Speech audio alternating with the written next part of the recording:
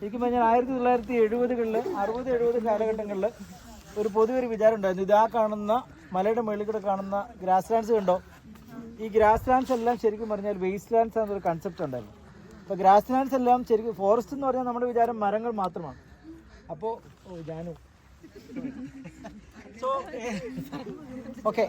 so grasslands were earlier considered as wastelands. Forest means lot of trees and other bushes. So at that time they considered, generally the policy makers considered as these grasslands are wastelands. So they decided to plant certain trees which has high growth rate. So they introduced this eucalyptus, wattle, black wattle particularly, wattle and acacia mangium, those plants to here. And the forest department initiated it as forest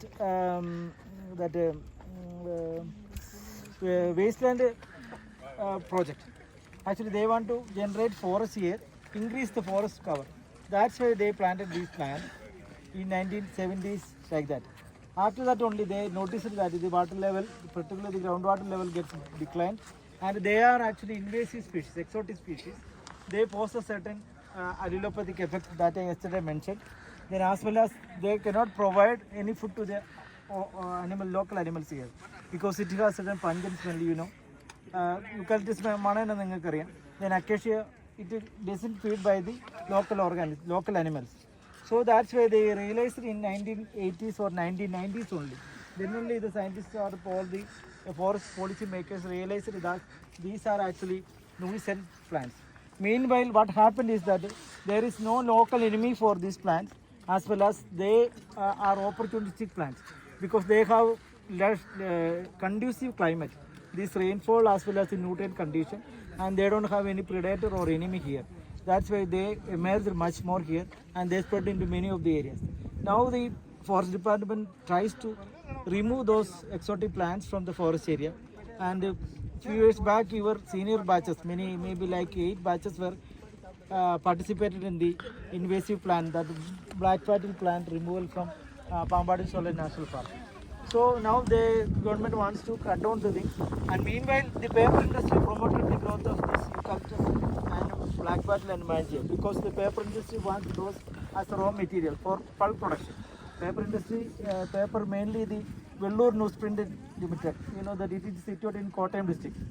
And now it is government paper, the പേര് പിന്നെ മാറ്റിയിട്ടുണ്ട്, എനിക്കറിയാമോ, PPP എന്നല്ലോ അല്ലേ, എവിടെ earlier it was with the central government. Kerala government എടുത്തൊരു പേരിട്ടു PPNL something. Anyway, earlier it was known as HNL, Hindustan Newsprint Limited, Velloor, it is at Kottayam district. So now the company again wants to cut down this thing, and these things mainly happened in Pambadi Solar National Park area. So now they are planning to restore the natural ecosystem by cutting down these plants. So if you are looking, these grasslands are actually receiving the mist, and that mist contains water. That water droplets goes into the down the soil, and which causes the origination of that type of small streams.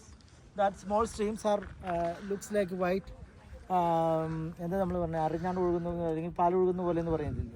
So that forms a small river, and which nurtures the lowland areas. You can see that these are the main watershed areas of Pambar river.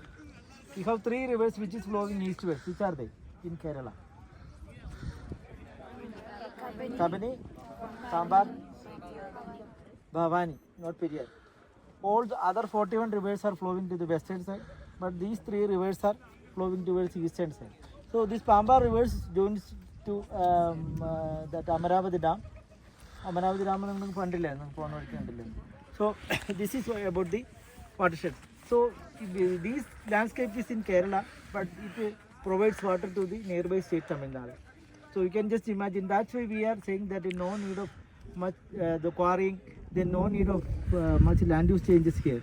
That's why we are inducing the conservation aspects here. Even though people wants to make development, they want to make roads, they want to make dams, and they want to make this type of tourism spots. But we have to keep the pristine nature for our future generations, not for us. And simultaneously, these plants are actually capturing the carbon dioxide from the atmosphere, thus by reducing the carbon a level, carbon dioxide level in the atmosphere. That means the carbon sequestration, they have a pivotal role in ecosystems. So that's why the Western Ghat itself is considered as a World Heritage Zone also. And with the particularly the indigenous communities population is also high in these regions. Okay.